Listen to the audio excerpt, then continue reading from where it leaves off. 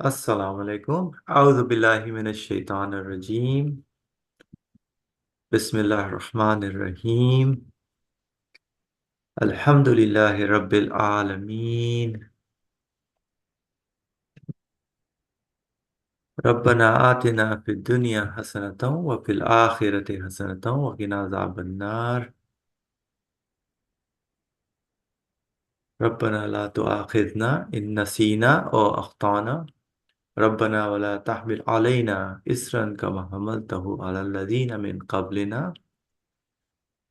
ربنا ولا تحملنا ما لا طاقة لنا به واعف عنا واغفر لنا وارحمنا أنت مولانا فانصرنا على القوم الكافرين آمين وصل اللهم على محمد وعلى آله وصحبه أجمعين والحمد لله رب العالمين.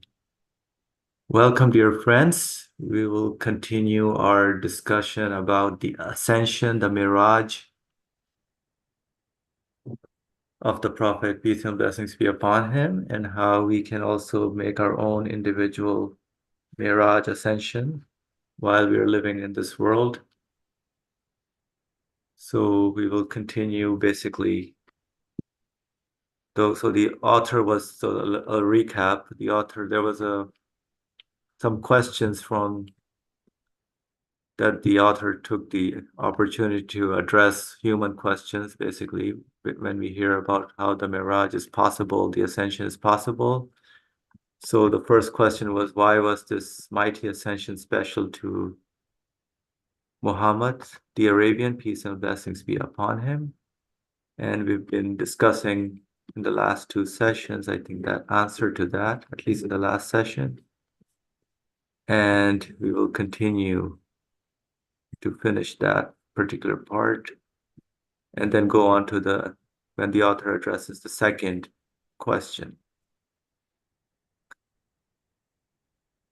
So in the previous part of this answer, we saw how the author kind of made the case by connecting all the human spirit, which looks for the human answers, and the universe out there, which we wonder at, and we wonder how it's there, what it means, the meaning behind the whole creation of the universe, our own creation.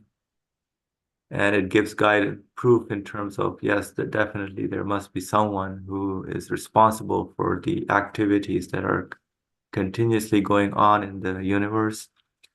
And of course, the final connection or the connecting piece is from the prophetic message, and which is through the guidance of the Quran that answers all the human questions in a very, so I concluded this in a very harmonious and satisfactory, beautiful way, how the author tied them all together.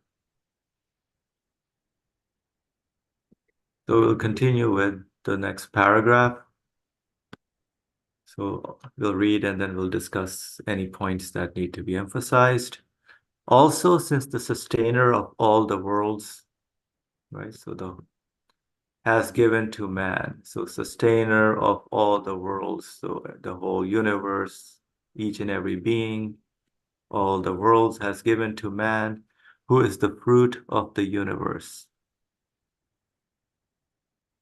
So man being the fruit of the universe, a comprehensive disposition, which is within man, which encompasses the universe and has prepared him for universal worship. So man has been given this comprehensive disposition, a complete tools and senses where he can grasp and understand much of what is going on in the universe. So that's what we are continuously studying as the scientists and the universities that we go to, trying to understand what this universe is so we can comprehend it. But the meaning is left out in the universe by the scientists and what we study in the university, what the meaning, what they point to in the universe. But man can wonder and question those and can grasp, yes, definitely, something is responsible for it. and man is prepared, and man has been prepared for universal worship. So seeing that each and everything has been made, is being arranged by the Lord, owner of the universe. And since because of his faculties and senses, so man's faculties and senses, multiplicity and the world afflict man. So multiplicity, so the things that we see maybe in the universe, a science may say cause and effect, multiple things may be responsible, they say, for the effect that we see, but those, for example, let's take an example of rain. See, there should be rivers and clouds and air and atmosphere. There should be these, what they call laws, where the water gets evaporated and condensed. So evaporation, condensation, all those things have to be in existence. And then the result is the rain. But all those things that are in play actually have to be arranged. And so they cannot be arranging themselves, but whoever is responsible for the whole universe arranges, there must be a source behind it that arranges all these laws that we experience, the evaporation, the rivers, the water, all of these things need to be given existence, right? So from multiplicity to unity, we spoke about it last time. We gave the example of the letter, I think a book, so all the different letters in the alphabet, many books can be written from those letters. Right? So from the same elements or the same substances, many different varieties of things are being created, but they all point to that only the one who is arranging, organizing them goes to unity.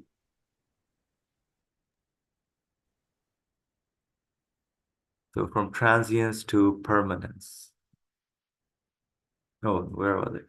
Yeah, universal word, multiplicity and the world afflict man. The sustainer desires to turn man's face from multiplicity to unity, which is from transience to permanence. So all those things that we are seeing being going on in the universe, we see multiple different, like all the seeds that are sown, they all look alike, but many different varieties of different fruits and vegetables and plants and flowers, everything are coming.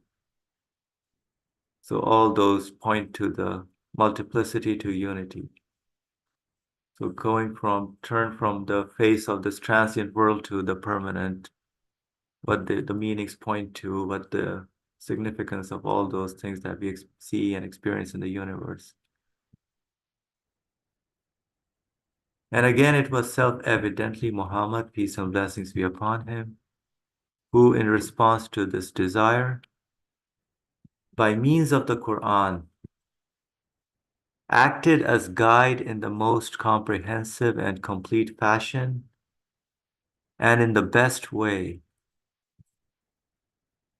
and carried out the duty of prophethood in the most perfect manner.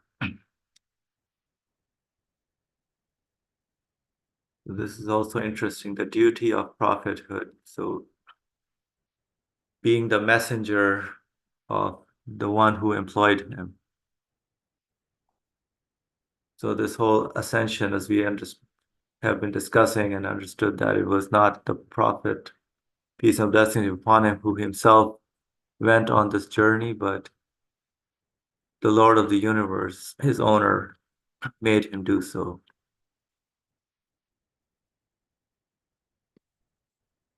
So this is the paragraph. If anybody wants to make any comment on or question anything, you are welcome to do that. But I kind of underline a few things that attracted my attention. Brother Ali, please go ahead. From multiplicity to unity. Man should turn his face means expectations diye anlıyorum. That's what I understood. Turning his face from multiplicity to unity, which means his expectations should not be in the multiplicity word. This is the created word. We see many, many events here are interrelated to each other. And if we really expect for satisfaction from the things, individual things themselves, what I have to do, for example, in order to eat one thing, and then it doesn't satisfy me because I use it, eat it, and it disappears, and I want to get another one in order to satisfy myself. I want to get another one even in the following time, maybe in the following uh, days or time. So trying to expect the satisfaction from the things individually by them from themselves. Unity and also explaining the creation, saying that because of this happened, and then this happened, and then this happened, and then this happened.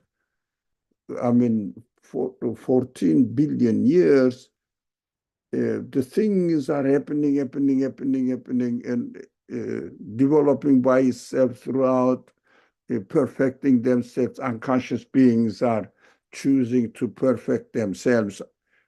How do they understand? It is incredible. It is impossible not to logically understand that the things are adjusting themselves by themselves. What are they? Unconscious beings. No quality matter. That's it. Whatever, trying to find the source of satisfaction from this world, turn your face to unity. What it is obvious, everything is created by a one who creates the universe, and he must be the absolute one, because the way the things are created clearly demonstrate that their existence can only be possible if they are given existence by the one who created the universe and continuously creating the universe by changing it, but never ever you can see any discordance in the existence of the universe. So it must be an absolute being. So turn to this absolute being. It means explain your existence in terms of absolute being, that he created me, I belong to him, and expect satisfaction from his infinite qualities. Of course, he is my Lord, he is my owner. Since he created me with the needs, definitely he will satisfy it because he can satisfy it, and there is no reason for him not to satisfy it. When we understood this, we trust the one who gave us existence, who is still sustaining our existence, providing everything what we need in the universe. Everything, except that I just follow the tradition in the culture and or in the civilization and make unnecessary things for me necessary. That is my mistake. Otherwise, in order to continue my life, my body works without any of my attempt, any interference. It just works perfectly, works so wonderful. So air is there, water is there, the earth is there, and vegetables and animals are all created free, all free. how can I not trust this one who brought me into existence and gave me this need of satisfaction, and this need of satisfaction, not only bodily need of satisfaction, although it is taken care of, but also the needs of my spirit, my feelings, which requires eternal happiness. Eternal happiness can only be possible to get it from an eternal source. And in the universe, there is no eternity. Everything is changing, and they don't know who's changing. We have no idea at all why we are created in this way. As far as looking at the universe is concerned, everything is being changed. How can I explain it in terms of this world? So that the matter is changing itself. Matter has no free will. So we have to make sure that there is a purpose in the creation and leading us or teaching us not to lose ourselves in the multiplicity world, but just satisfy your bodily needs here, but your spirit needs an infinite, absolute source to, to have it in order to trust in him. That he is the one who created you. He is the one who gave you this need for satisfaction. And definitely he must satisfy it, because by giving the need, he promises me, I am the only one who can satisfy these feelings. Thank you. Thank you, Brother Ali, for the beautiful reminder. Like you're mostly indoctrinated with all the secular education you received to be stuck in multiplicity. Alhamdulillah for this author also of the book and the comments that are coming. Alhamdulillah. To turn our faces, that's what we have to do, to the absolute source, to the unity, to see that only my owner, my Lord, is presenting each and everything to me.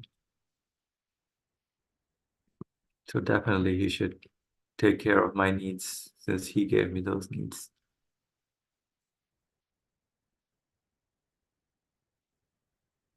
All right, we'll move to the next paragraph, unless anybody wants to speak. So among beings, the most superior are animate beings. And among animate beings, the most superior are conscious beings.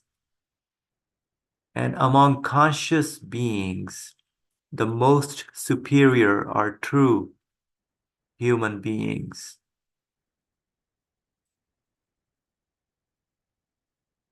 So I found it interesting that the author uses the word true human beings. So all the human beings, but the true human beings definitely has a special meaning.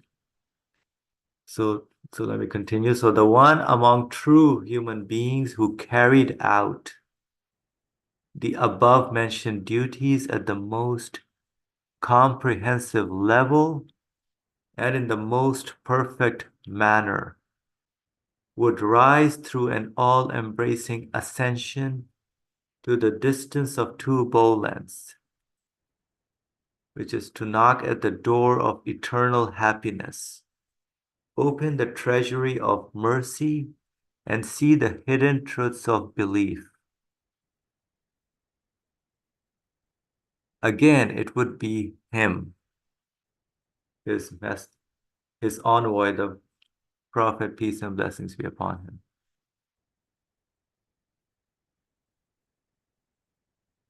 So turning your face from multiplicity to unity, from transience to permanence, seeking the one who satisfies all my human needs.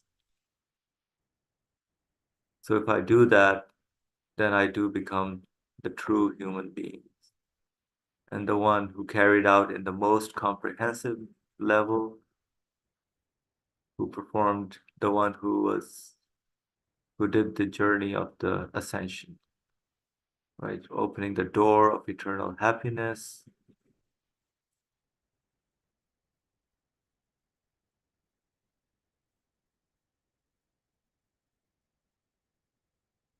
Opens the door of mercy and sees the hidden truths of belief.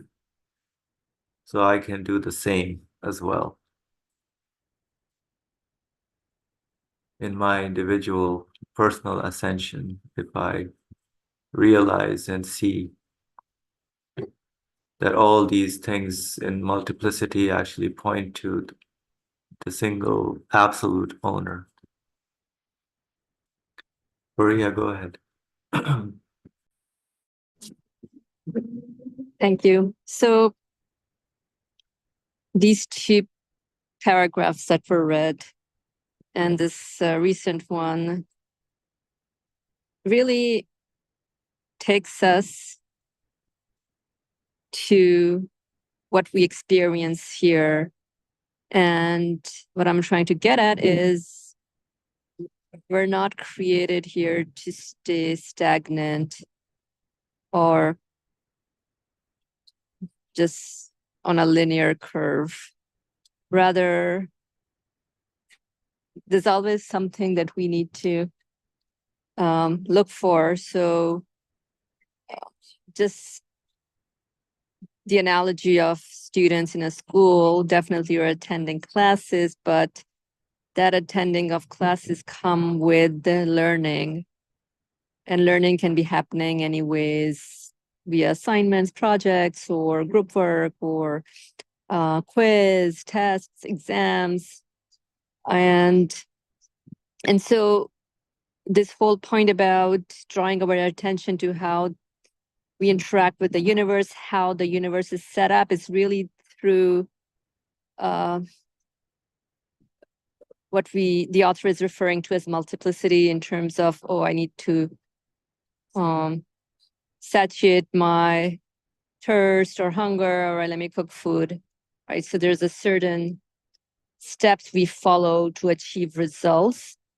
And so within these series of steps, I should be cautious in terms of what is bringing anything into existence. Each and every step is brought into existence, must be brought into existence by an absolute source.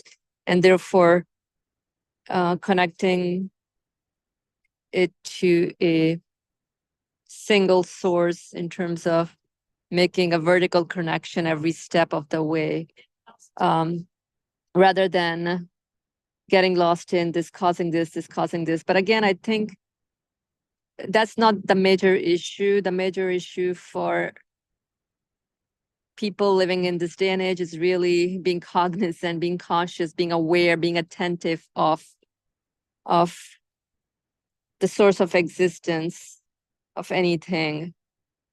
And so really the acknowledgement part, and therefore the pieces that you highlighted here, the hidden truths of belief. So it's pretty much that's what we're doing. We're learning. We're on this adventure of digging out the truth, and that's what we're doing. I mean, it sounds beautiful, being in an adventure of digging out the truth, but that's what we're doing every moment. We're, let's say you're cooking anything, but within this act of creation, you must dig out the truth in terms of acknowledging, first reflecting upon the act of creation of anything, and then acknowledging the source of existence of the act of creation. And that's really, once we are in acknowledgement of the source of existence, then we discover a treasure. It's a treasure, right? And so once you have this treasure, it brings you eternal happiness. And when I'm talking about treasures, really, for example, you're cooking vegetables, and the act of creation, you're warming up water, whatever you're doing, and suddenly from raw, it becomes like something that's edible.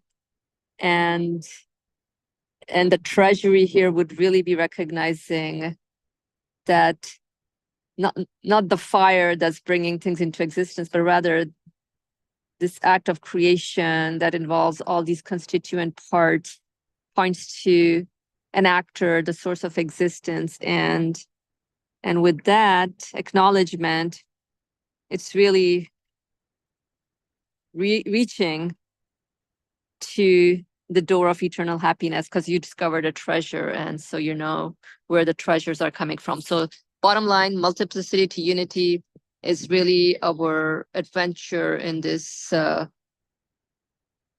universe, where we try to dig in to get the different jewels out there so we can acknowledge the true creator and owner of everything, and then ascend and live a more conscious, i.e. human life, just like the author mentioned here. So just wanted to share, nothing new, but wanted to reiterate what was stated. Thank you. Thank you, Fariha. So I had a curious question about why does it say why are they hidden, the truths of belief? See the hidden truths of belief. So seeing basically because in this world we can get the glimpse of it. But yeah, Faria, go ahead. Yeah, good question. So hidden truths of belief in terms of, like, I'm just adding on to what you just said. The way we interact with things here, it's like through it's a veil. And we may even call it like an obstacle to reach to the truth, but that's obstacle once we know, it's not an obstacle at the end of the day. So for example, like a few sessions ago, we said that, hey, for the source of my existence to present me with an orange, does this source of existence really need a tree to present me with mercy, such as the orange?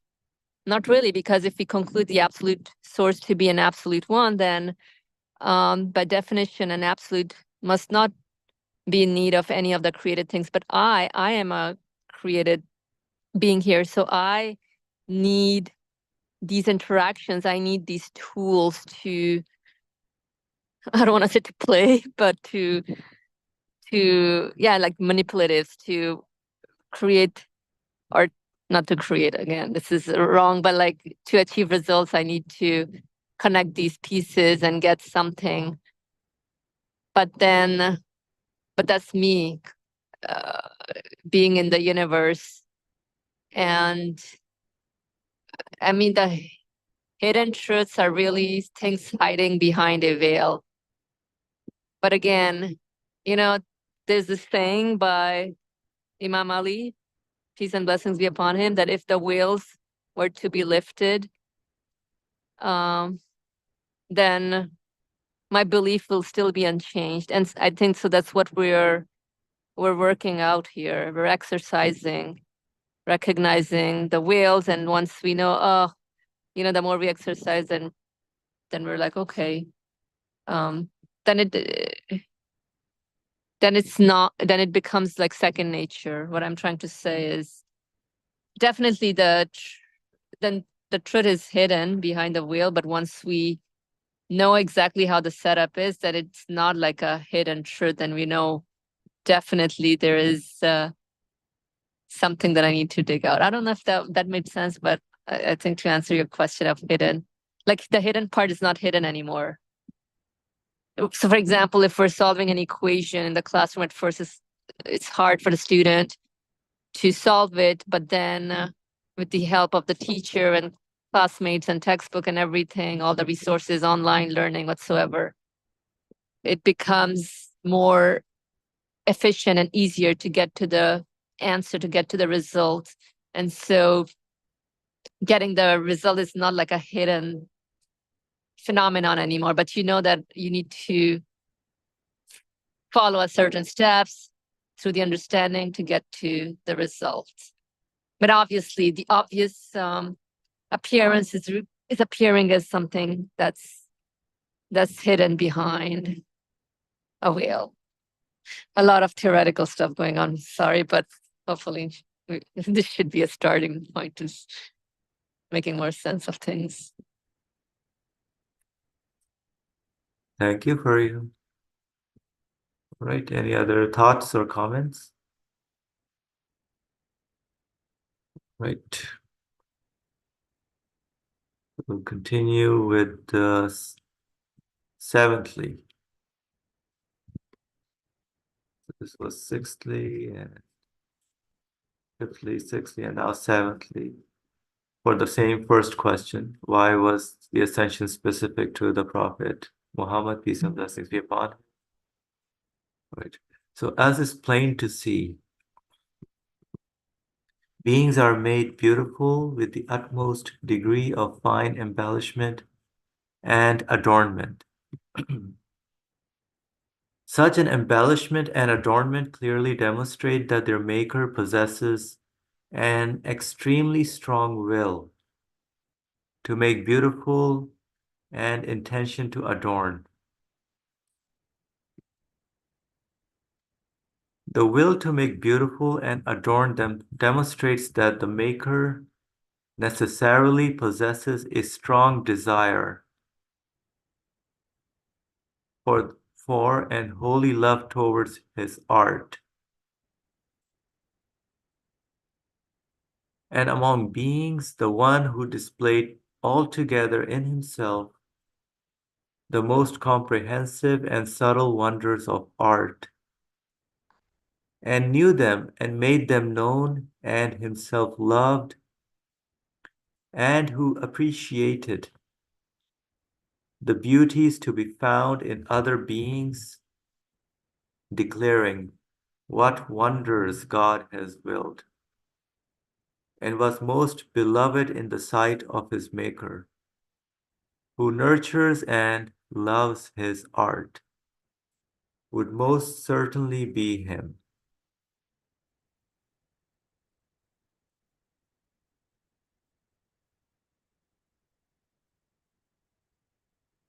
So I'll continue. Thus the one who, declaring, glory be to God, what wonders God has willed, God is most great, in the face of the exquisiteness that gilds beings and the subtle perfections that illuminate them, causes the heavens to ring out, and who through the strains of the Quran, so I just commented strains like forceful impact of the message of the Quran, causes the universe to reverberate, and through his admiration and appreciation, his contemplation and display, and his mentioning of the divine names and affirmation of divine unity, brings land and sea to ecstasy, is again self-evidently that one, peace and blessings be upon him.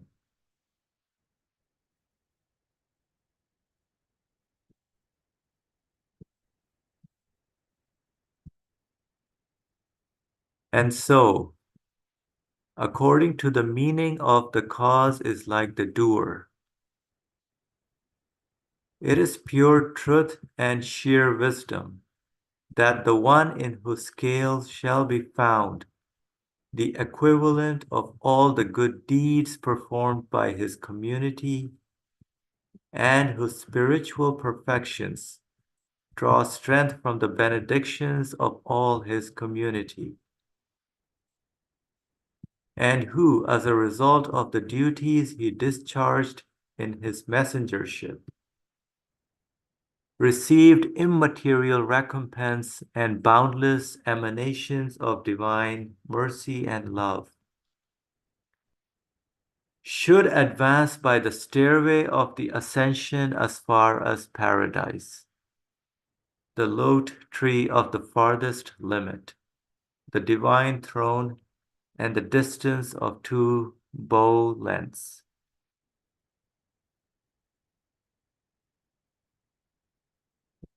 So describing how the section Najm of the Quran has the verses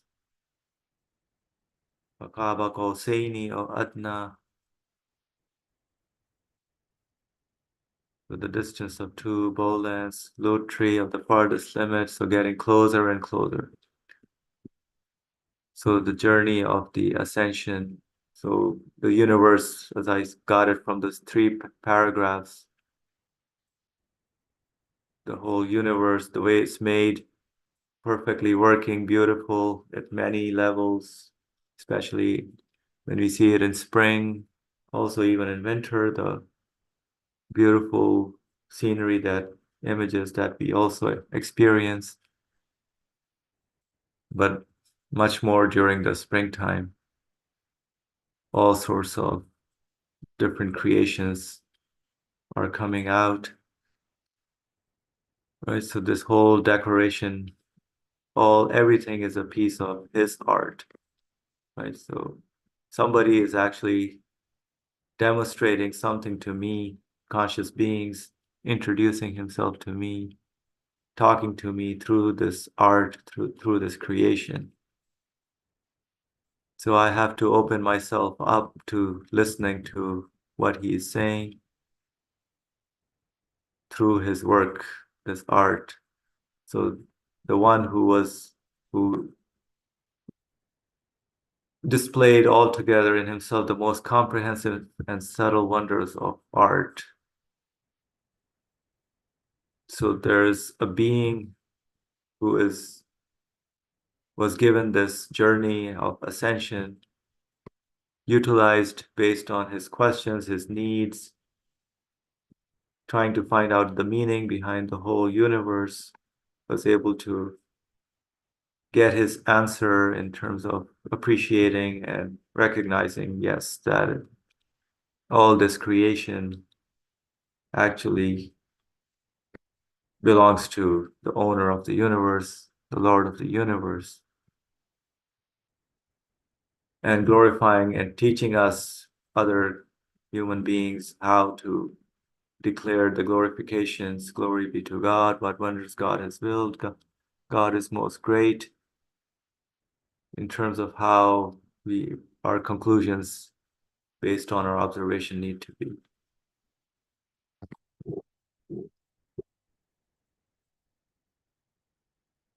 Fariha, go ahead. Quick question. Scroll up a little bit, please. Yes. So stop. Where it says here, the last sentence, and his mentioning of the divine names and affirmation of divine unity brings land and sea to ecstasy, is again self-evidently that one, peace and blessings be upon him. And I mean, the way the author is presenting the case of a conscious human being is through an exemplar human being. So I was wondering, how do I map myself to this conscious human being as well? And I think the author laid it out, like you were saying, being open to reading creation, being open to reading the author of creation, right? So from creation, getting to the creator. So in every step of the way, in every act of creation, I should be not only get mesmerized with creation, but which ultimately or inevitably leads me to acknowledging the creator of the universe. And if this creation is brought into existence, it's really for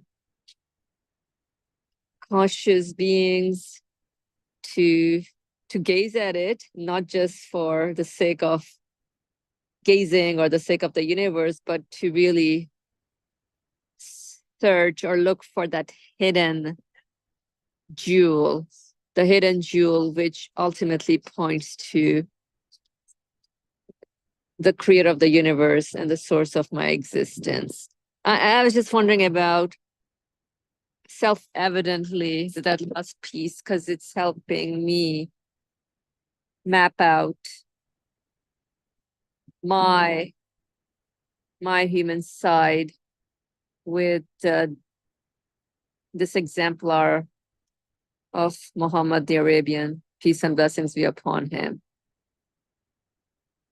Does that make sense? Because like the author here is presenting how the universe is created for conscious admirers, and so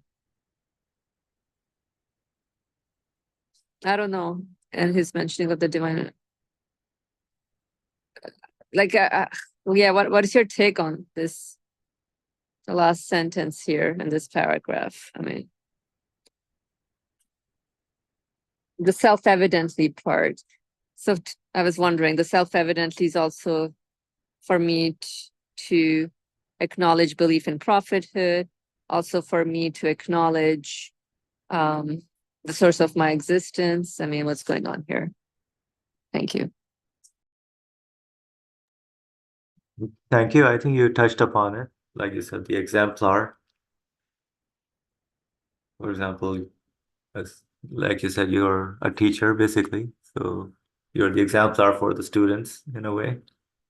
Right. So we also need a teacher or someone who can guide us in that way in terms of how to best use our human qualities, human side, how to use our spirit, our intellect, our consciousness in the right way.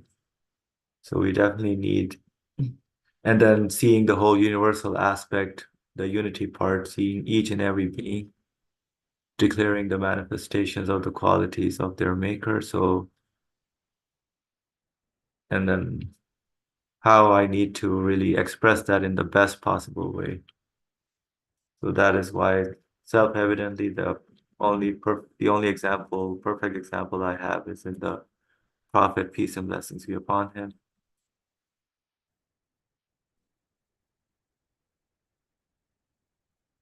Any other thoughts or comments?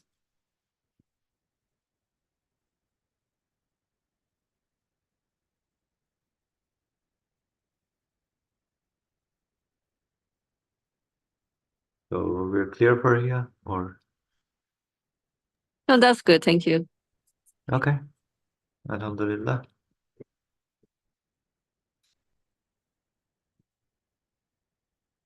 So anything on the last paragraph? Anything that attracted anyone?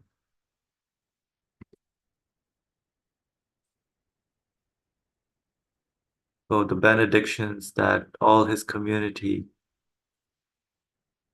right? We pledge allegiance to his message and his model, his way of doing things, connecting me to my Lord.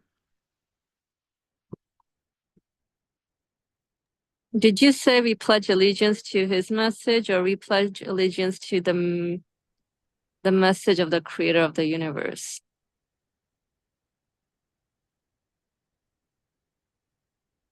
His message is really the message of the creator of the universe. Correct, yes. I'm endorsing it. Yes, I'm endorsing. Yes. Yeah, cool. Thank you.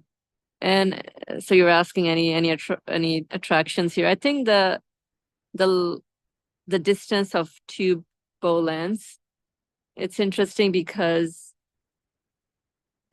the endpoints would never touch, as in this created universe. I mean, I can never. What I'm trying to say is because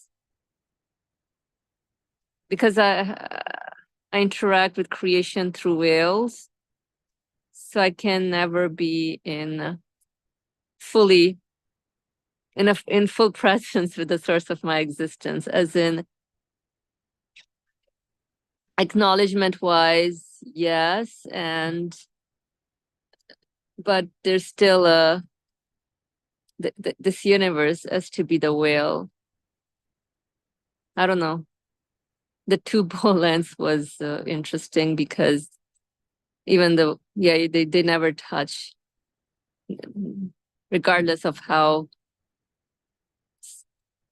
long you can stretch the bow, but they would never touch. And is that the idea behind it? That I can never be fully in the presence of my Lord?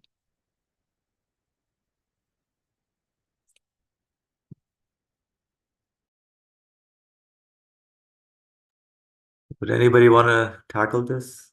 So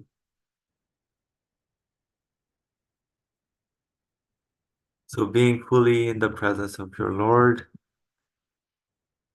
when we can try as much as we can to according to our capacity. But of course, we are at the end, we are created beings.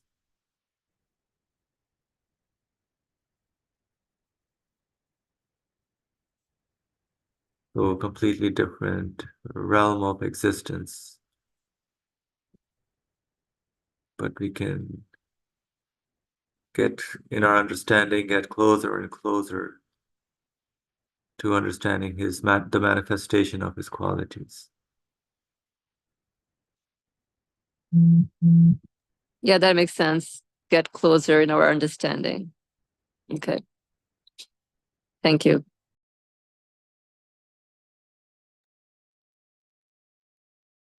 All right.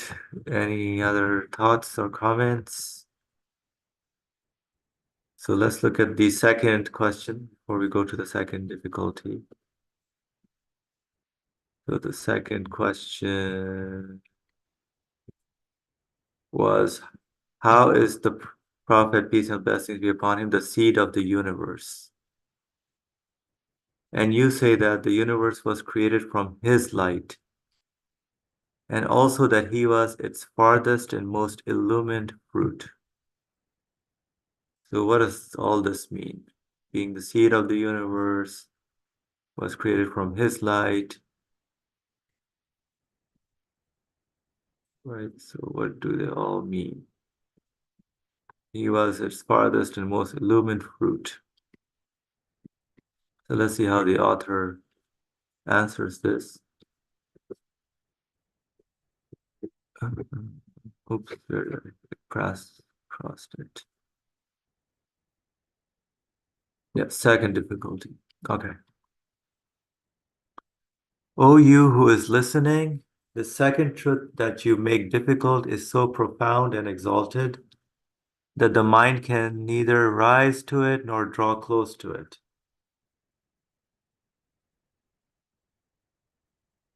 It may be seen only with the light of belief. However, the fact that this truth exists may be brought close to the understanding by means of allegory and comparison, in which case we shall attempt to do that to some small degree. Right, so we can come to some sort of understanding using examples of allegory and comparison. That's what the author is kind of hinting at.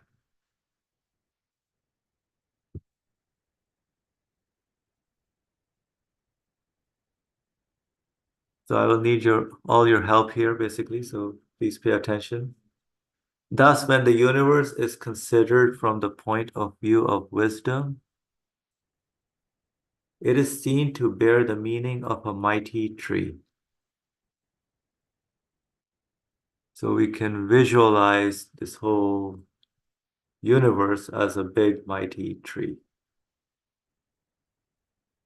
For just as a tree has branches, leaves, blossom, and fruit, so in this lower world, which is one part of the tree of creation, there are elements which are like its branches, plants and trees which are like its leaves, animals which are like its flowers, and man which is like the fruit. So just like in this world or the lower world, as is used, or the dunya in Arabic, this world that we live in, the universe, there's the example of the physical tree that has branches and leaves. So this whole universe can be seen as a mighty tree, a big tree with its own branches, leaves, and the fruit being man, the human being being the fruit of that tree.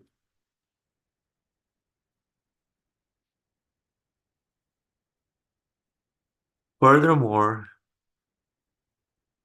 the divine name of all wise requires that a law of that all glorious maker, which is in force in trees generally, will also be in force in the mighty tree of creation. So all the different laws that are observed in the physical tree in this world are also observed in that mighty tree of the universe, mighty tree of creation. So all those qualities that are being manifested in the tree are also being manifested in the whole universe. So just like in each and every being, the same qualities of beauty, form, art, power are being displayed, so is in the whole universe, all these qualities are being displayed. Since this is so, wisdom requires that the tree of creation also be formed from a seed. This is where it gets a little more visualization is needed a little bit. So wisdom requires that the tree of creation also be formed from a seed. So just like the tree that in the universe that we see comes, a seed needs to be planted and then the tree comes. So this whole universe also requires a seed. From the allegory kind of explanation, just if we visualize this whole universe as a tree, man being the seed, man being the fruit of that tree. So it also needs a seed for this whole mighty tree of the universe. Such a seed that contains the essentials and principles of other worlds besides the corporeal world. So a seed that contains the essentials and principles of other worlds besides the corporeal world. For the fundamental and original seed of the universe, which comprises thousands of different worlds, cannot be a scrap of desiccated matter. So the material side of the things cannot be the source of the qualities that we are observing. That's why he says the principles or of the world besides the corporeal world. So the material world is not responsible for that, the qualities that we observe. So I let Brother Ali take it. Go ahead, Brother Ali. This principle, which says, which is in force in the trees, generally will also be in force in the mighty tree of creation. Especially nowadays, it is easy for us to understand this reality. Everything has the quality in a small scale, but the same quality, but is in a small scale. And all the universe-wise, we can continue seeing that in order to, for example, for an ant to be created, the power, the design, the wisdom, the life, the beautifying, and all the qualities we see in the existence of the ant, including his corporeal body, material body, it means flesh or whatever, bones, according to the structure of the ant's body. And all of them need to be made through the manifestation of these qualities, but in a small scale. We understand that this small scale need to be used in the creation of the elephant. Again, the same. In the creation of the all animate beings is the same. So continue in the creation of an atom, whatever is needed, whatever the qualities are needed, must be needed for the creation of the galaxies, but in a larger scale. And the way the universe is created demonstrates that these qualities are manifesting themselves in such a way that at the same time, every being is receiving the same quality according to its own special, unique existence. And then this unique existence continuously created and in a changing way, but it is still the ant is born, needs power, and ant is dying, again, need this power. For us to explain it, it means we understand that, as you said, the allegory of the tree representing the universe, it has its branches and sub-branches, sub-branches, sub-branches, and then leaves, flowers, fruit, everything. But in the tree, we notice that it is coming from a seed and it is growing fruit. Again, the fruits are created in the tree, and it has a seed again. Although these two seeds, from the beginning to the end of the production of the tree, have the same qualities manifested in them. But the measurements may be different. That is another subject. But the same qualities are manifested in them. We have to understand the importance of it. We should understand that human beings are the final, the highest masterpiece of the creation in the universe, as far as we know. So we don't see any other being more qualified than the human beings.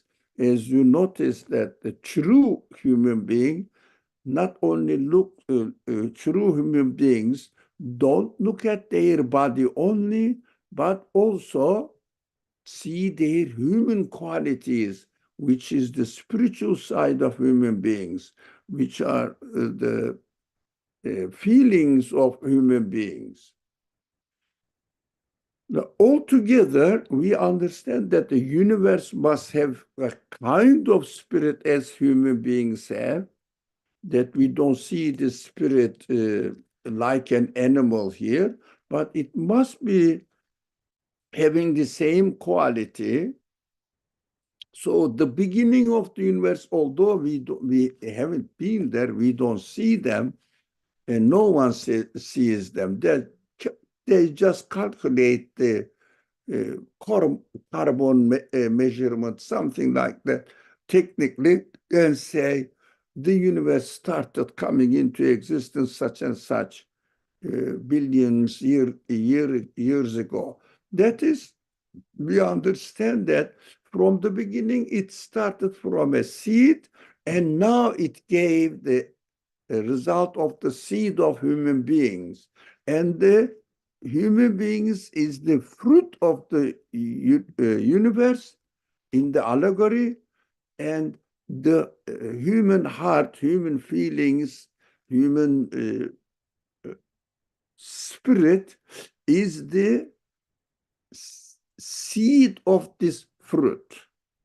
So in this allegory, whoever represents the truth, the reality of the human beings must be the fruit of the human beings, the most perfect creation in the world, which is human beings. And among true human beings, we see that together with the message, Muhammad, peace and blessings be upon him, by proving through his message, he is the one who really responds back to the universe exactly as it is, as what its reality is. So the correspondence between what the universe manifests and what the message of the prophet explains and corresponds, responds back to this manifestation, just match each other. This shows that, because we are going to study the question here. Question, what does the Muhammad spirit existed before the universe? What does it mean? We understand that what the prophetic message, the message of the prophet, includes in it, must be written in the DNA of the, as if in the DNA of the seed of this universe from the beginning. It means it must be the reason for the universe to be created. What is the reason?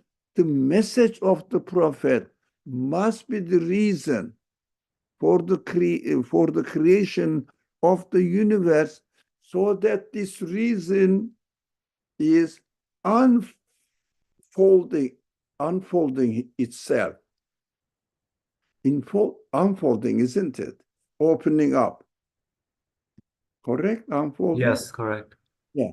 Unfolding itself throughout the billions of years at different levels, at different stages, but at the end, human conscience, human spirit acknowledges that the end product of this universe is to declare La ilaha illallah. It means be a witness to the truthfulness of La ilaha illallah. It means the material appearance of this universe, material side of the universe, cannot be the source of the existence, cannot be the reason for the existence of this universe, but what this material side manifests in their existence, the way they are created, they are given existence, demonstrates the qualities of its creator. So we understand that. For example, I spoke a lot, so I shouldn't really talk a lot. So I think we have to see the beginning of the universe, understand the beginning of the universe by looking at the fruit of the universe, of course, the best fruit of the universe. The best fruit is the message of the Quran. And the message of the Quran is practiced and conveyed to us to the Prophet Muhammad. That's why Muhammad's message is the reason of the existence of this universe. I mean, Muhammad's message was not produced by Muhammad. It is introduced by God and Muhammad alayhi salatu wasalam received it. He deserved to take it, so that God has chosen him and presented to us. That is why Muhammad is the beginning of Muhammad's message is the beginning of the universe and the end result of the universe. So beginning the seed, ending with the seed, having the same DNA structure. That's what I understood from this example. I'm sorry, I lost you. The beginning and the end. What does that mean? Beginning the seed of the universe, the reason of the creation of the universe, and the end result is presented through the message of the prophet. This is the end result. The tree. I see. Thank you. The tree must have been started from a seed. And the tree grew at the end, produced the fruit. And if you like, the essence of this fruit is what? The seed in it, in the fruit. Usually, this is just an allegory. So we have to use it as an allegory to understand. So the result is the same as the beginning. It means reason was to introduce the creator. Result is really responding back in the positive way to the introduction of the creator himself to human beings. That is represented in the message of the Quran.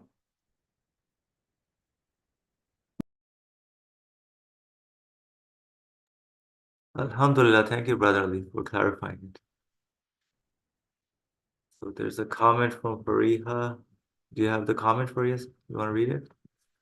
Sure. So while Brother Ali was speaking, it was interesting because, I mean, in a way, the message of God is my message for me, the human being, which I only receive when I live as a conscious being like Muhammad, peace and blessings be upon him.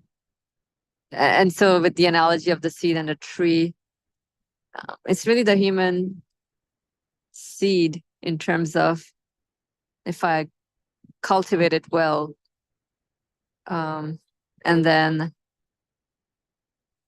and we're talking about the seed being the reason for the creation of the universe. So I was just connecting it. So that's to the message that the Prophet, peace and blessings upon him, brought. So yeah. So that's the seed, the beginning Mhm. of the tree, and it grows, and then the fruit comes. That's the end result. I think applying that It's the message. message, and then that also has a seed in it. Right.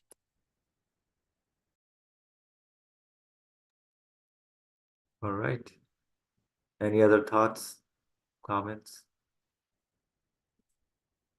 Yes, quite some visualization of the mighty tree of the universe. It's in the means of an allegory or comparison.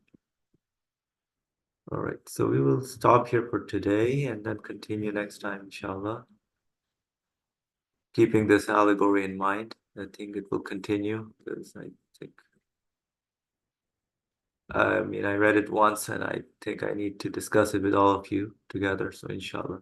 Bismillah ar-Rahman ar-Rahim. Subhanaka la ilma lana illa ma alamtana innaka anta al-alimul hakim. Wa akhiru da'wana alhamdulillahi rabbil alameen. Bi hurmati surat al-Fatiha.